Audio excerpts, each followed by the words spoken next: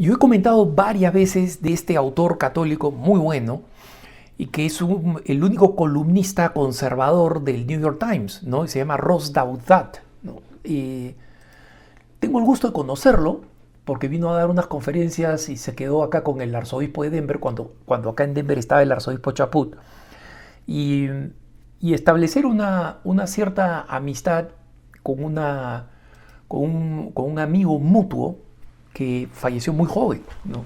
Y Rosa Douthat es bastante más joven que yo, vive en Connecticut, o sea, en la costa este de los Estados Unidos, y ha escrito de cosas muy, muy bonitas, hablando incluso de una manera indirecta, el, porque es un tipo con mucho, digamos, pudor interior, ¿no? No le gusta hablar mucho de sus experiencias interiores, pero uno nota que son intensas.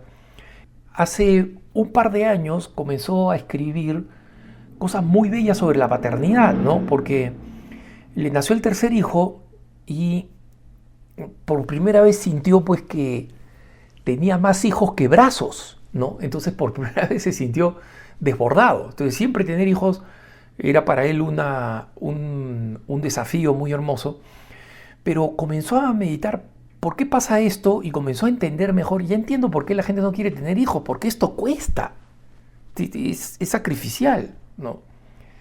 Entonces, eh, Douthat escribió varios ensayos y terminó escribiendo un libro sobre cómo la única forma de volver a la belleza de la familia con varios hijos establecida es recuperando el sentido sacrificial de la vida cristiana. Y que él creía que alguien que no tenía una base cristiana seria no iba a poder vivir este misterio de la familia y del sacrificio y el amor por los hijos, porque la sociedad se está convirtiendo cada vez más hostil, haciendo cada vez más fácil no tener hijos, cada vez más difícil tenerlos, ¿no? Bueno, recientemente Douthat ha anunciado un nuevo libro que ya adelantó en un artículo de New York Times, pero recientemente lo invitaron a escribir un artículo en The Free Press, este sitio de periodismo alternativo que está teniendo un éxito tremendo porque es dirigido por dos personas bien liberales, son dos lesbianas en una relación ya con hijos adoptados y tal, pero invitan a gente de todo tipo, de toda proveniencia, incluyendo a Ross Douthat, para comentar temas recientes, político-culturales. Y lo que pasó recientemente en Estados Unidos es que cierta ola de conversiones que se han estado produciendo, porque hay mucha gente, grandes atletas, por ejemplo, les he hablado de grandes personalidades, ¿no? O sea, eh, hice varias series del fin del ateísmo como lo conocemos hoy en día, analizado precisamente por otro periodista de The Free Press, ¿no? Entonces, en este movimiento han habido varios artículos críticos en canales de televisión liberales prominentes y en sitios liberales prominentes diciendo, oye, todos estos que se han convertido a la fe, en realidad son pues unos estafadores, ¿no? Hirsi Ali dice que se ha convertido por razones culturales, porque quiere recuperar los valores de Occidente, ¿no? El presidente J.D. Vance ha utilizado su religión para hablar en contra de los inmigrantes y es un converso, no tiene apenas 8 años de haberse convertido al catolicismo. Y así han criticado a otras personalidades que son menos conocidas universalmente, pero que son más o menos icónicas, ¿no? Personajes del deporte en los Estados Unidos que también han dicho, yo me he vuelto cristiano, y algunos específicamente católicos. Entonces este criticismo de las malas conversiones o de las conversiones por malas razones, entre comillas, se ha puesto bastante de moda Y en general los críticos del cristianismo están criticando esto porque diciendo uno si se convierta por razones personales, profundas, ¿no? Entonces, los editores de The Free Press le piden a Ross Douthat que dé su opinión sobre esto, ¿no? Y Ross Douthat hace 3 cosas espectaculares en este ensayo, ¿no? Dice, primero, mira, la primera pregunta que tenemos que hacernos es si es que realmente existe algo así como una mala conversión, entre comillas. Cuando San Agustín decía que él creía en las verdades cristianas, pero le rezaba a Dios, literalmente, como él escribe en las confesiones, ¿no? San Agustín, Señor, dame la castidad, pero todavía no. Esa es una buena conversión cuando estaba en ese punto. No creo. La cantidad de tribus en Europa central que se convirtieron porque se convertían sus jefes.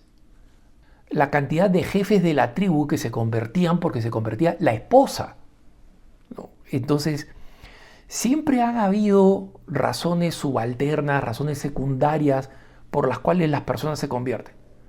No todas las conversiones son puras, muchas lo son, pero también provienen de distintos lugares. Por ejemplo, cuando una persona se convierte porque despierta al mundo de los valores, porque comienza a tener hijos y se comienza a preocupar por ellos y su futuro y qué es lo que le va a dar paz y que les va a hacer encontrar la felicidad. ¿Esa es una buena motivación o una mala motivación para convertirse? Y Ross Douthat dice, yo creo que todos somos seres humanos limitados, pecadores, con intereses, con curiosidades, y al final Jesucristo recibe a todos, Dios recibe a todos.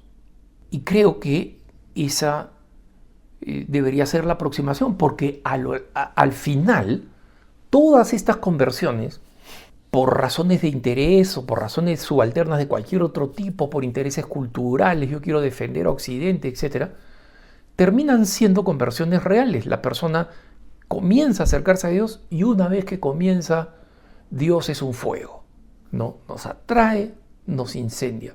Entonces, ese es un buen camino. Nunca va a ser un camino malo.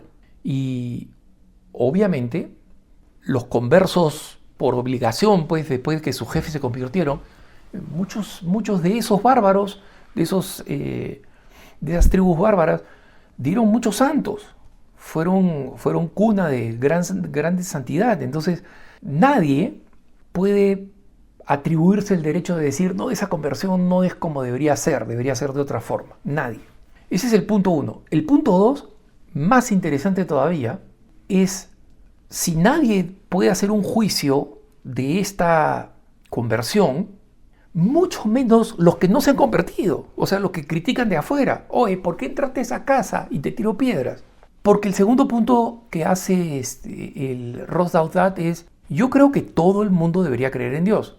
Y creo que mucho más problemático y mucho más cuestionable éticamente son todas esas personas que están de acuerdo con la religión, están de acuerdo con los valores de la religión, ¿no? Hasta el ateo Dawkins dijo, yo soy culturalmente cristiano, ¿no? Y si es que en Inglaterra desaparece la fe, voy a ser el hombre más feliz del mundo. Pero por favor, que no desaparezcan los cantos en la catedral anglicana, polifónicos, que no desaparezcan las obras de arte, que no desaparezcan los vitrales, que no desaparezcan todos los beneficios culturales que nos ha traído el cristianismo. No. Y por eso yo estoy dispuesto a decir que soy un cristiano cultural. Él dice, es peor esa gente que le atribuye a la religión un valor muy grande, pero no tanto como para que impacte sus vidas. Los científicos que dicen, no es posible científicamente oponerse al cristianismo. Justamente de lo que se trata es de comprender que las conversiones son, por más que tengan motivaciones secundarias, bastante más sinceras, más genuinas y más razonables que los que dicen, no, yo elogio la religión, yo Yo creo que Jesucristo predicó cosas muy valiosas para la humanidad, ¿no? O Dauthat hace una crítica a algunos presidentes norteamericanos después de la Segunda Guerra Mundial que decía: esta es una sociedad que solo puede vivir con la religión. Woodrow Wilson, por ejemplo, en un famoso discurso, ¿no?, presidencial, el presidente Woodrow Wilson: muy importante la religión, cualquier religión. O sea, a él no le tocaba, no le importaba. Entonces, la religión es importante, es fundamental para salvar a la civilización, es importante para salvar a la cultura, pero no es conmigo, compadre. Conmigo no es la religión. Incluso aquellas personas que le llaman a la religión una noble mentira, que no es la posición de Richard Dawkins, es la posición un poco de Elon Musk, que dice: no, yo creo en la importancia del cristianismo. Y aunque no creo, o sea, incluso en el peor de los casos sería una noble mentira. Es decir, no es verdad, pero qué valor que tiene para la humanidad, qué nobleza, sigamos defendiéndola y empujándola. En tercer lugar, lo que hace Dauthat en su artículo es: yo creo que todo el mundo tendría que creer en Dios.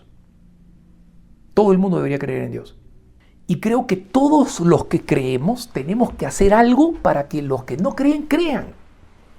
Y esa es la razón por la que estoy publicando mi próximo libro, el libro que va a salir ahora dentro de poco, ¿no? Y el libro se llama Creer por qué todos deberían ser religiosos.